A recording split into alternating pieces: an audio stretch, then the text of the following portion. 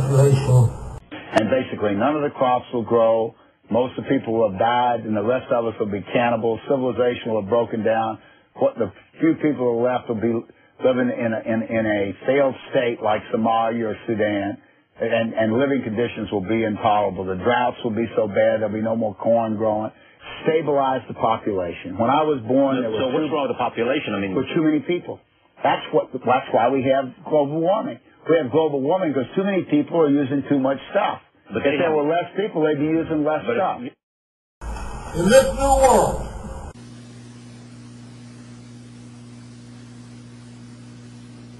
the New World Order, the final end to the agenda, the final move for these alien extraterrestrial masters. We see that alongside America we have a Virgo and Libra, which is the Virgin and Lady Liberty. So we have the combination goddess, the combination iconography of Liberty and the Virgin goddess, and that's exactly what we have here in America. And we have Lady Liberty and the Lady of the Virgin. And that has an astrological precedent. That's what that's there for. That's not just arbitrary. And that we have this symbol, the glyph of Isis or Sirius, in the symbol of the iconography of our sophisticated Washington D.C. temple complex of the Washington Monument, which is an obelisk, the pentagram, which is the Canaanite star, the Sothis star of Isis, and the Oval Office. So we have these three, this tripartite symbol, this hieroglyphic represented in the complex of Washington, D.C., and it in fact is the symbol of the hieroglyphic of Isis. Now here we have Sirius, the dog star, which said rises around July 4th for around 40 days, and this is in fact the dog days of summer, that's symbolizing or representing the oncoming of the inundation period of the ancient Egyptian civilization when the Nile would flood. And Sirius is a dog star, and quite simply it's Osiris' hunting dog. And that's not arbitrary. We see Washington D.C. is in Maryland and Virginia. So we have Virginia, the Virgin Land, and Maryland. So Maryland, the Virgin, and this is all symbolical of the Virgin and the Libra, or Virgo and Libra. And the paintings we see, Cornelius Agrippa said that we depict this in the picture of a virgin and a hound asleep under a tree. And that's the depiction. And more about government symbolism, we have the fascist symbol of the Roman Empire, and the fascist symbol is just a prodding stick. It's an axe with some some straw or hay wrapped around the areas, so that you could either use it to prod somebody softly, to just kind of move them out of the way, or you could use it as an axe head to really get at somebody.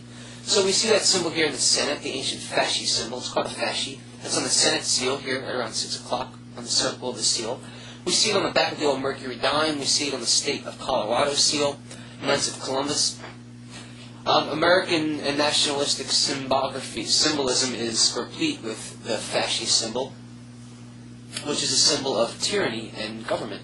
And we see that symbol here actually in the precedent of the United States Senate, the House, with the mace, the eagle mace, which is another symbol of tyranny and power and royalty, and the fasci behind the wall. And we see the stamp, the Nazi stamp from World War II, with the fasci symbol and the mace, the eagle mace.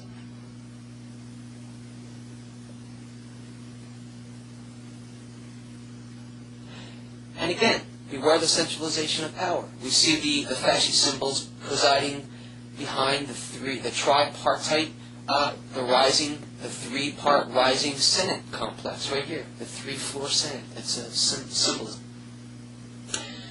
And this brings us to Bohemian Grove. Now, Bohemian Grove is an interesting situation. We know Bohemian Grove has got many politician types that use it as a retreat center. We know they have pagan satanic rituals there. We also know that this whole thing's been caught on tape by Alex Jones. Long last, here it is, the cremation of care unveiled.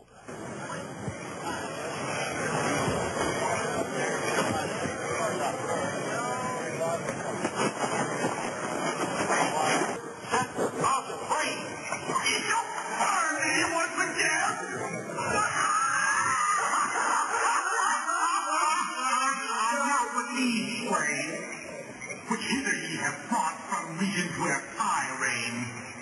Ye fools and priests, I spit upon your fire.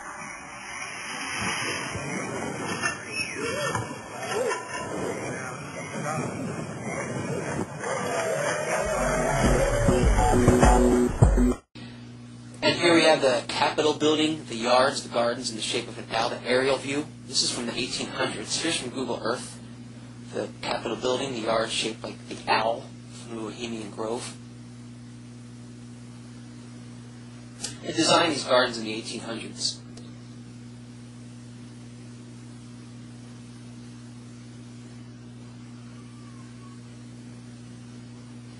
On the dollar bill, we see the owl.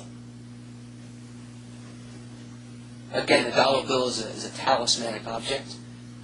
It's probably the most highly circulated object in the world. We see the National Press Club also using the wide-eyed owl. We're both of Skull and Bones, the secret society. It's so secret we can't talk about it. You both were members of Skull and Bones, a secret society at Yale. What does that tell us? Not much, because it's a secret.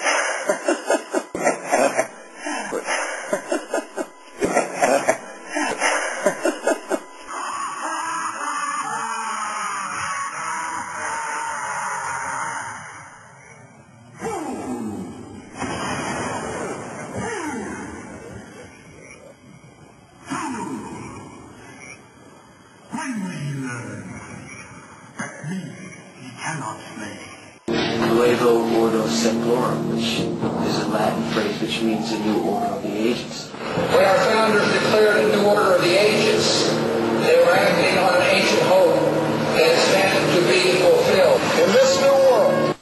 So what motivates these people? Now, this is going to sound completely off the wall, but what motivates these people is not money, it's not power. What motivates these people is the access to human life support and human life extension systems.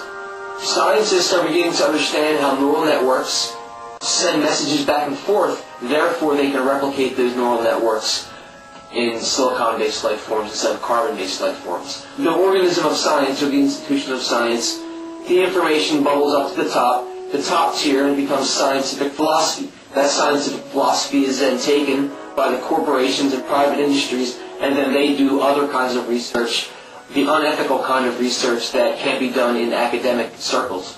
They need an army of scientists. So that's what the major population is being used for right now. Discovering a new world order is not something that you can just download to somebody. It's a process. It's a revealing process that somebody goes through. And that process is basically the lifting of the veil, or the wall of smoke that is between reality as is fed to us through electronic stimulations that are fed into our frontal cortex and frontal lobe. And these are neurological facts. You can hook up to an fMRI machine and you can feed people simulacrums of electronic stimulations, and you can watch what happens, and everybody's the same. And we have in our reality, in our mind, a similar reality based on these images. So it's very hard to look past that wall of smoke, the electronic reality and the manipulated reality.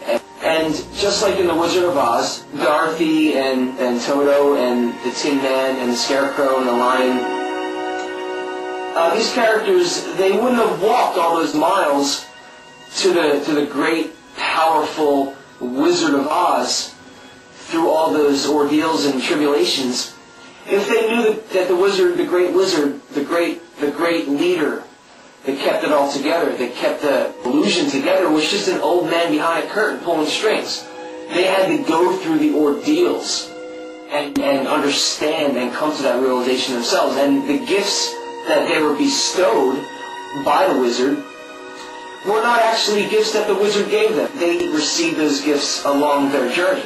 He just brought it to their attention that the Tin Man did have a heart, and the Straw Man did have courage, or whatever, or the Lion did have courage. They gained courage in the work, the process of getting to the truth. So that's what's being hidden from us by these electronic images, and it's a full-time effort of stimulation